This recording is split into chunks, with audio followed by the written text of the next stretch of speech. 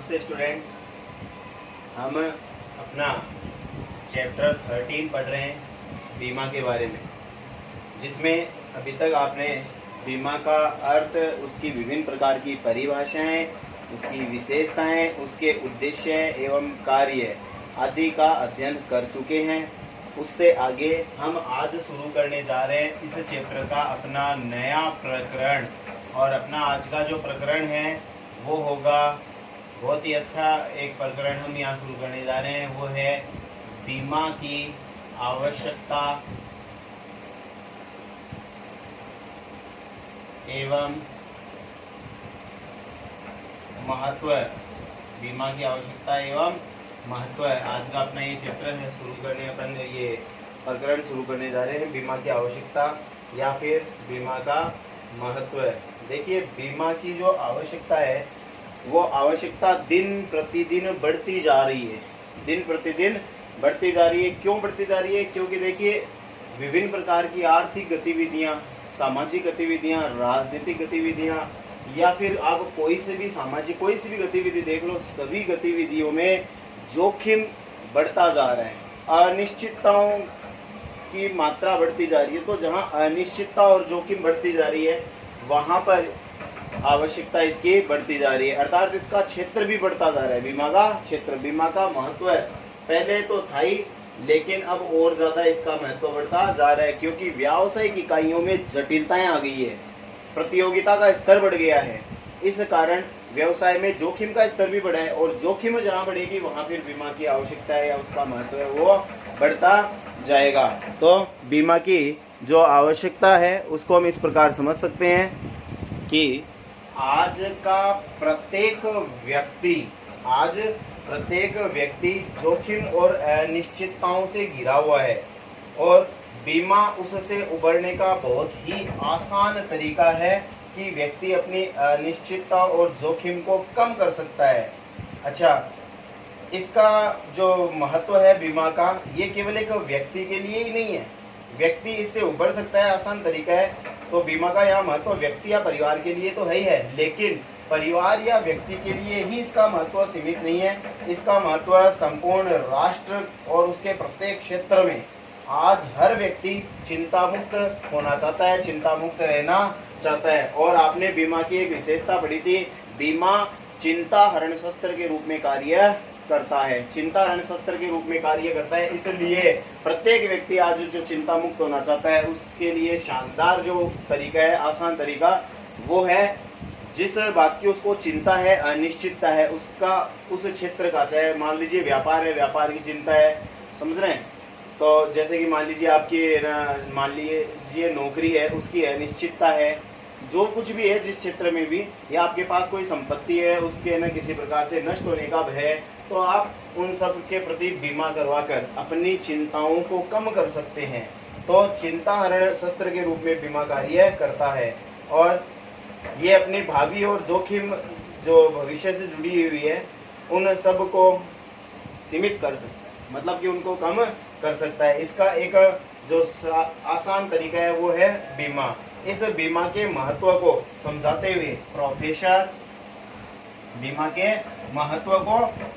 हुए professor Dina del ने, नाम याद रखना, प्रोफेसर डीना डेल ने बहुत ही आसान शब्दों में इसको समझाया है। देखिए, बहुत सिंपल एक लाइन में इन्होंने इसको समझाया है, और इन्होंने क्या लिखा है इसके संदर्भ में, और ये बता रहे हैं कि आधुनिक विश्व में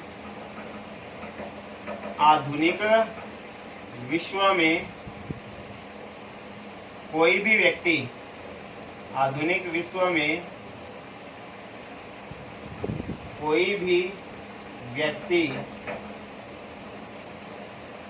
बीमा के बिना नहीं रह सकता, बीमा के बिना नहीं रह सकता। ये लो, कितने सरल एक वाक्य में इसको इन्होंने स्पष्ट किया है। और क्या कहा है? आधुनिक विश्व में कोई भी व्यक्ति बीमा के बिना नहीं रह सकता है। तो ये बहुत आसान शब्दों में इन्होंने बीमा का महत्व बता दिया है। फिर आधुनिक विश्व में अब आज का जो वैश्विक परिदृश्य है जिसमें इतनी ज्यादा जोखिम है व्यक्ति के अपने व्यक्तिगत जीवन में, उसके सामाजिक स्तर में, व्यावसायिक क्षेत्र में, कि कोई भी व्यक्ति बीमा के बिना नहीं रह सकता। और आज आप एज ए विद्यार्थी आप यहाँ पढ़ रहे हैं, लेकिन आगे चलकर आप भी ना अपनी सामाजिक गतिविधियों में, आर्थिक गतिविधियों में शामिल होंगे, तो आप लोगों को भी बीमा का एक हिस्सा बनना पड़ेगा। मतलब आप लोगों को भी बीमा को समझना ही होगा, ठीक है। यानी कि बीमा से आपका भी वास्ता पड़ने वाला है। ऐसा कोई भी व्यक्ति नहीं बचेगा जो बीमा के बिना रह सके। तो बीमा सबके लिए अनिवार्य है। इसी से स्पष्ट होता है, डीना डेल ने बहुत सरल शब्दों में इसको स्पष्ट करते हुए कहा है, आधुनिक विश्व में कोई भी व्यक्ति बिना बीमा के नहीं रह सकता।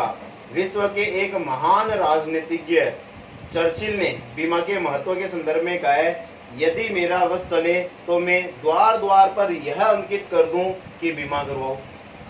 सर विलियम चर्चिल ने इस संदर्भ में क्या कहा है कि अगर मेरा वश चले तो मैं पूरे विश्व में घर घर, द्वार द्वार यह अंकित करवा दूं, लिखवा दूं कि बीमा करवाओ। इन कथनों से स्पष्ट होता है कि बीमा सामाजिक सुरक्षा प्रदान करता है तथा आर्थिक विकास के मार्ग को भी प्रशस्त करता है। और इतना ही नहीं, केवल व्यावसायिक क्षेत्र के लिए ही नहीं, ये सामाजिक क्षेत्र, व्यक्तिगत रूप से या पारिवारिक रूप से या राष्ट्र हित से भी इसके महत्व को हम यहाँ देख सकते हैं, समझ सकते हैं। बीमा के इस महत्व को स्पष्ट करते हुए एक और विद्वान लॉर्ड हार्डविक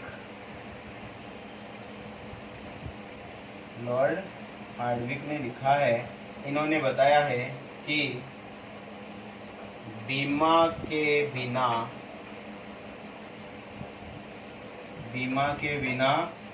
व्यवसाय का संचालन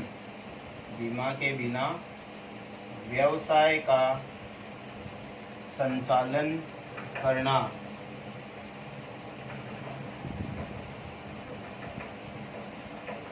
असंभव है।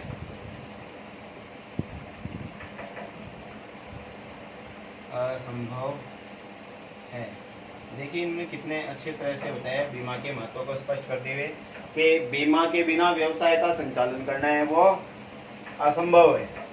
यानी कि बिना बीमा के व्यवसाय किया ही नहीं जा सकता, क्योंकि ये जानते हैं कि बीमा में विभिन्न प्रकार की जोखिमों से सामना होता है। एक व्यावसायिक इकाई में विभिन्न प्रकार की जोखिमें निहित होती है, इसलिए उन जोखिम का सामना करने के लिए व्यक्ति को उसका बीमा करवाना ही पड़ेगा। बिना बीमा के व्यवसाय का संचालन करना असंभव है। तो परिवार, समाज, राष्ट्र और विश्व व्यवस्था के आधार पर हम देखें तो बीमा है वो बहुत ही उपयोगी है। हम बीमा के महत्व को अब यहाँ स्पष्ट करेंगे। देखिए इसको हम पढ़ लेंगे। इसके लिए अध्ययन की दृष्टि से बीमा के जो महत्व है इसको 5 श्रेणियों में बांटा गया है। बीमा के महत्व को स्पष्ट करने के लिए इसको सुविधा के तौर पर बीमा के जो महत्व है इसको 5 श्रेणियों में बांटा गया है। और इसमें पहला है व्यक्तिक, या फिर ऑब्लिक में लिख रहा हूँ इसका पारिवारिक दृष्टि से इसका महत्व, पारिवारिक दृष्टि से महत्व, ये इसका पहला होगा। बी, इसमें हम यहाँ पढ़ेंगे व्यावसायिक दृष्टि से, व्यावसायिक दृष्टि से बीमा का महत्व है। सी हम यहाँ पढ़ेंगे वो होगा सामाजिक दृष्टि से बीमा का महत्व है, सामाजिक दृष्टि से बीमा का महत्व है। और चौथा अपना जो इसमें होगा डी पॉइंट वो होगा राष्ट्रीय दृष्टि से, राष्ट्र की दृष्टि से, राष्ट्र हित के लिए। तो राष्ट्रीय दृष्टि से बीमा का महत्व है। और अंतिम यहाँ पे जो 5वां अपन पढ़ेंगे वो होगा अंतर्राष्ट्रीय व्यापार से संबंधित, मान लो आप चाहे तो अंतर्राष्ट्रीय दृष्टि, अंतर्राष्ट्रीय दृष्टि से बीमा का महत्व है। तो इस प्रकार हम बीमा के महत्व को 5 भागों में विभाजित करके इसका अध्ययन करेंगे। व्यक्तिगत या पारिवारिक दृष्टि से बीमा का महत्व, व्यावसायिक दृष्टि से बीमा का महत्व, सामाजिक दृष्टि से बीमा का महत्व, राष्ट्रीय दृष्टि से और अंतर्राष्ट्रीय दृष्टि से बीमा का महत्व है। हम इन सब को एक एक करके यहाँ पढ़ेंगे। आइए हम बीमा के महत्व जो हैं उनको समझने का प्रयत्न करते हैं। पहला जो है अपने आज वो हम यहाँ पढ़ेंगे, बीमा का महत्व पारिवारिक या व्यक्तिगत दृष्टि से बीमा का महत्व है। आज अपन इसका अध्ययन यहाँ पे करेंगे। देखिए, व्यक्तिगत, एक व्यक्ति के जीवन में बीमा का क्या महत्व है, आपने इसके पीछे जो परिभाषाएं पढ़ी है उसमें भी पढ़ी है कि बीमा व्यक्ति को क्या है कि विभिन्न प्रकार की जोखिमों से सुरक्षा प्रदान करता है, उसके चिंताओं को हरने का काम करता है। तो व्यक्तिगत और पारिवारिक दृष्टि से हम बीमा का महत्व यहाँ पढ़ने जा रहे हैं। एक व्यक्ति के लिए या परिवार के लिए इसका क्या महत्व है, तो देखिए, पहला है बीमा सुरक्षा प्रदान करता है। बीमा क्या करता है, सुरक्षा प्रदान करता है। ये पहला महत्व है। पारिवारिक या व्यक्तिगत दृष्टिकोण से बीमा सुरक्षा प्रदान करता है। यह बीमा का सबसे बड़ा लाभ है कि यह अनिश्चितताओं के विरुद्ध सुरक्षा प्रदान करता है। सबसे इसका मुख्य जो महत्व है या इसकी आवश्यकता है वो ये कि बीमा विभिन्न प्रकार की अनिश्चितताओं के विरुद्ध सुरक्षा प्रदान करता है। देखिए, जिससे किसी विशेष घटना के घटित होने पर बीमित को होने वाली हानि के विरुद्ध वह सुरक्षित हो सकता है। बीमाकर्ता बीमित को बीमा पत्र में उल्लेखित कारणों से, देखिए, बीमा पत्र क्या होता है, एक अनुबंध पत्र होता है जिसमें बीमाकर्ता और बीमित के बीच सभी शर्तों का उल्लेख होता है। तो उस बीमा पत्र में उल्लेखित जो भी अनिश्चितता है या जोखिम है उसके विरुद्ध सुरक्षा प्रदान करने का वचन देता है। जैसे कि मान लीजिए कि ना किसी व्यक्ति ने अपनी संपत्ति का अग्नि बीमा करवाया, तो अग्नि से अगर नुकसान होगा तो बीमा कंपनी उसकी क्षतिपूर्ति करेगी, उसको सुरक्षा प्रदान करेगी। तो बीमा पत्र में जो उल्लेखित है उस कारण से अगर हानि होती है उसकी पूर्ति का वचन देता है। जीवन बीमा के द्वारा एक व्यक्ति समय से पूर्व मृत्यु हो जाए या वृद्धावस्था के कष्टों के विरुद्ध सुरक्षा प्राप्त कर सकता है। बीमित की मृत्यु होने पर तो उसके आश्रित परिवार को जीवन व्यतीत करने के लिए आर्थिक रूप से कुछ मदद प्राप्त हो जाती है, कुछ उसको आर्थिक संबल मिल जाता है परिवार को। तो एक ऐसा परिवार जिसमें एक अकेला व्यक्ति कमाने वाला है और उस पर पूरा परिवार निर्भर है, मान लीजिए कि वो परिवार का सदस्य असमय मृत्यु को प्राप्त कर लेता है, तो उस परिवार के ऊपर विकट समस्या आ जाएगी। और यदि उस व्यक्ति ने ऐसी चिंताओं को कम करने के लिए अपना बीमा करवा रखा है तो परिवार को एक आर्थिक संबल जरूर मिल जाएगा। हालांकि जो व्यक्ति गया है उसकी पूर्ति तो कोई नहीं कर सकता, लेकिन आर्थिक रूप से वो परिवार ना टूटे, इसलिए उनको बीमा कंपनी के माध्यम से आर्थिक रूप से सुरक्षा प्राप्त हो जाती है। और अगर उसकी मृत्यु नहीं होती है तो निश्चित समयावधि पश्चात उस व्यक्ति को स्वयं को एक धनराशि मिल जाती है जो उसके वृद्धावस्था में काम में आएगी। तो इस प्रकार यह सुरक्षा प्रदान करता है। दूसरी बात बहुत ही अच्छे से समझ में आ जाएगी, आप इस पॉइंट से इसको जोड़ सकते हो, और वो है, ध्यान से सुनिएगा आप, मानसिक शांति। मानसिक शांति, जी हाँ, बीमा मानसिक शांति प्रदान करता है। हमने पढ़ा है चिंता हरण शस्त्र के रूप में कार्य करता है। तो तनाव, असुरक्षा की भावना एवं चिंता से जो व्यक्ति ग्रस्त होता है वह काम में अपना मन नहीं लगा सकता। बीमा से प्रत्येक व्यक्ति अनिश्चितताओं से मुक्त हो सकता है। कैसे हो सकता है, इसको समझिएगा। अब जो कोई है ना, मान लीजिए कि ना भविष्य में कुछ अनिश्चितता है जो उसको परेशान कर रही है, ठीक है, कोई अनिश्चित घटना के घटित होने का उसको ना भय है, तो उसके कारण वो चिंता में है, तो उसके विरुद्ध वो बीमा लेकर सुरक्षा प्राप्त कर सकता है। इससे उसकी चिंताएं दूर हो जाएगी और उसको मानसिक शांति है वो प्राप्त होती है। ठीक है जी, समझ गए। चाहे वो उसके ना वृद्धावस्था से संबंधित है, चाहे क्षतिपूर्ति बीमा या सेवानिवृत्ति से संबंधित हो, या फिर कोई ना नुकसान होना, कोई जैसे कि आग लगना, तूफान से संपत्ति का नुकसान होना, भूकंप आना, तो इस तरह से अगर उसको कोई है ना कोई बात परेशान कर रही है तो उसके विरुद्ध वो बीमा करवा कर अपनी मानसिक शांति प्राप्त कर सकता है, उसको मानसिक शांति प्राप्त हो जाती है। तीसरी इसकी जो आवश्यकता है या महत्व है एक व्यक्ति या परिवार के लिए, वो इस प्रकार से है कि आर्थिक निर्भरता को प्रोत्साहन मिलता है। आर्थिक निर्भरता, आर्थिक निर्भरता को प्रोत्साहन। देखिएगा इस चीज को समझो आप, कैसे आर्थिक निर्भरता को प्रोत्साहन कैसे मिलता है। कि मैंने बताया एक व्यक्ति अपने जीवन का जीवन बीमा करवा लेता है, तो देखिए यहाँ पे दो बातें। अगर मान लीजिए उसकी मृत्यु हो जाती है असमय, तो उसके आश्रितों को यानी कि परिवार के अन्य सदस्यों को आर्थिक रूप से कुछ मदद मिल जाती है, वो संबल हो जाते हैं आर्थिक रूप से, उनको किसी के सामने हाथ फैलाने की आवश्यकता नहीं होती है, आर्थिक रूप से वो आत्मनिर्भर है। एक बात। दूसरी बात, व्यक्ति की मान लो मृत्यु नहीं हुई है लेकिन बीमा की समयावधि पूरी हो गई, तो एक निश्चित अवधि के बाद एक निश्चित धनराशि व्यक्ति को स्वयं को मिल जाएगी, तो वो स्वयं को मिली हुई राशि भी उसको आर्थिक रूप से आत्मनिर्भर हो जाएगी। तो आर्थिक निर्भरता के लिए बीमा क्या है, प्रोत्साहन करता है, प्रोत्साहित करता है। परिवार के मुखिया की मृत्यु हो जाए तो उसके परिवार वालों को आत्मनिर्भर बना देता है, और अगर मान लो ऐसा नहीं होता है तो उस व्यक्ति को स्वयं को मिल जाती है, जिससे वो आत्मनिर्भर हो जाएगा। अगला हम इसमें जो पढ़ेंगे वो क्या है, इसी से जुड़ा हुआ है, देखिएगा, वो है बचत को प्रोत्साहन। बचत को प्रोत्साहन, या आपको याद आ गया, हमने इसको पहले भी पढ़ा था, बचत को प्रोत्साहन।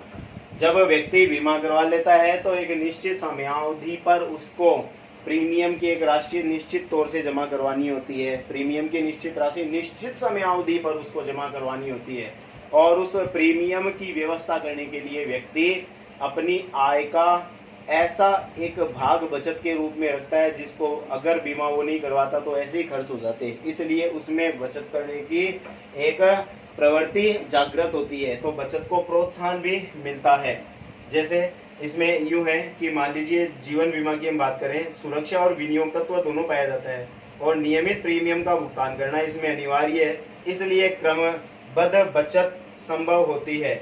अब तो जीवन बीमा पत्रों की कुछ योजनाएं जैसे कि बीमा संचय, मनी बैक पॉलिसी, कुछ ऐसी योजनाएं हैं जिसमें सुरक्षा के साथ साथ बचत की भी प्रवृत्ति बढ़ती जा रही है। तो इस प्रकार बीमा है वो बचत को भी प्रोत्साहित करता है। जी हाँ, जी हाँ। इससे आगे देखो, हम आगे जो अपना अगला पॉइंट पढ़ेंगे, इसके लिए थोड़ी सी मैं यहाँ पे जगह बना लेता हूँ ताकि आप उसको अच्छे से समझ सकोगे। अपना 4 पॉइंट पूरा हो गया है, व्यक्तिगत या पारिवारिक दृष्टि से बीमा का महत्व है। आगे देखिए, इसका जो 5वां महत्व है वो है घरेलू संपत्तियों की जोखिम से सुरक्षा। जी हाँ, घरेलू संपत्तियों की जोखिम से सुरक्षा। देखो, घरेलू संपत्तियां क्या होती है, जैसे कि फर्नीचर है घर में बनवाया हुआ, ठीक है, जैसे कि टीवी है, फ्रिज है, कार है, या फिर मान लो कि ज्वेलरी रखी हुई है घर में, तो ये सब घरेलू संपत्तियां कहलाती है। अब जैसे ज्वेलरी है, उसको क्या जोखिम हो सकता है, सब जानते हो आप, ज्वेलरी चोरी हो सकती है, तो उसका चोरी के विरुद्ध हम बीमा ले सकते हैं। तो ऐसे ही घरेलू संपत्तियों की जोखिम के विरुद्ध हम सुरक्षा प्रदान कर सकते हैं, हो सकते हैं। बीमा घर परिवार की सभी संपत्तियों की जोखिम से सुरक्षा प्रदान करता है, जैसे कि निजी आवास है। अब आवास खुद का घर है, मान लो भूकंप आ गया और है ना मकान गिर गया, तो आपके तो कितने पैसे लगे थे उसमें बनने में, सारा बर्बाद हो गया, लेकिन आप मकान का बीमा करवा कर इस प्रकार की आर्थिक जोखिम को कम कर सकते हो। घटना को घटित होने से नहीं रोक सकते, लेकिन अगर हो जाती है कोई घटना तो उससे जो आपको नुकसान होता है उसको थोड़ा कम किया जा सकता है। तो निजी आवास है, घरेलू सामान में जैसे मैंने आपको बताया टीवी है, फ्रिज है, अपनी कार है या ज्वेलरी है, तो इस प्रकार की जो चीजें हैं आदि का बीमा करवाकर घरेलू संपत्तियों की विभिन्न जोखिमों से सुरक्षा की जा सकती है। जी, अगला अपना इसमें है वो है सतर्कता को प्रोत्साहन। सतर्कता आपको याद है, हमने इसको पढ़ा भी था, कल ही पढ़ा होगा। सतर्कता को प्रोत्साहन को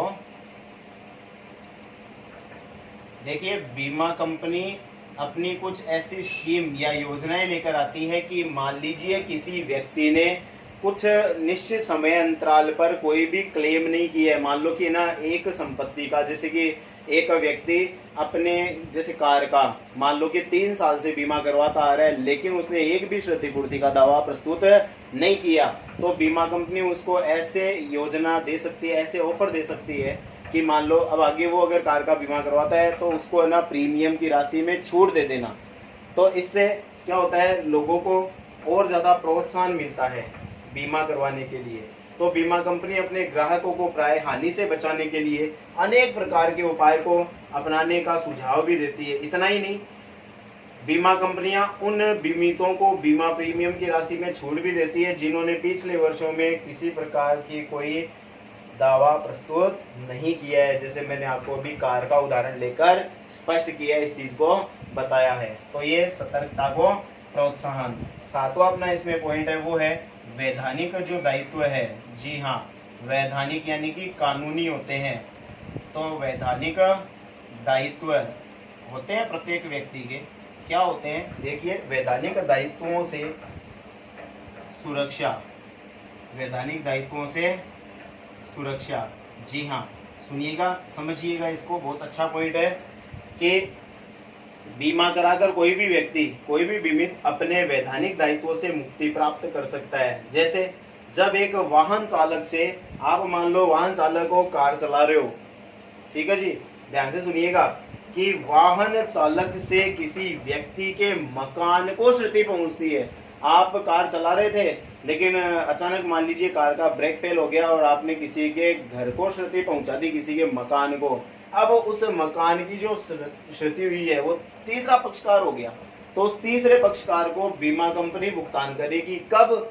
जब आपने अपने वाहन का बीमा करवा रखा है, और वो बीमा भी कौन सा, जिसमें तीनों शामिल हो, चालक, वाहन और तीसरा पक्षकार। कौन कौन? चालक, वाहन और तीसरा पक्षकार। इसमें मान लो आपके कुछ हो गया तो आपके इलाज का खर्चा, मान लीजिए कि गाड़ी का नुकसान हुआ है तो उसका खर्चा, और मान लीजिए कि तीसरे पक्षकार का जो मकान उसको क्षति पहुंची है तो उसकी क्षति की पूर्ति। तो इस प्रकार से, तो मान लीजिए वैधानिक उत्तरदायित्व में अगर हम उदाहरण लेते हैं तो वो होता है तीसरे पक्षकार को। अगर तीसरे पक्षकार को अपने कारण कोई नुकसान हुआ है तो उसकी क्षतिपूर्ति हमें करनी होती है। भाई उसकी क्या गलती है, मकान को क्षति हमने पहुंचाई है तो उसकी पूर्ति भी हम करेंगे। लेकिन अगर अपन ने अपनी कार का बीमा करवा रखा है तो इस क्षतिपूर्ति को बीमा कंपनी करेगी। तो अपना वैधानिक दायित्व था ये, और अपन ने किसको ट्रांसफर कर दिया, बीमा कंपनी को। कैसे कर दिया? क्योंकि अपन ने उसका बीमा करवा रखा था। तो बीमा वैधानिक दायित्वों से भी सुरक्षा प्रदान करता है। जी हाँ, समझ गए। तो यहाँ फिर चालक का कोई है वो दायित्व नहीं रहेगा। इसी प्रकार आगे और इसमें है जो हम और इस तरह से इसको पढ़ सकते हैं, देखिएगा आप।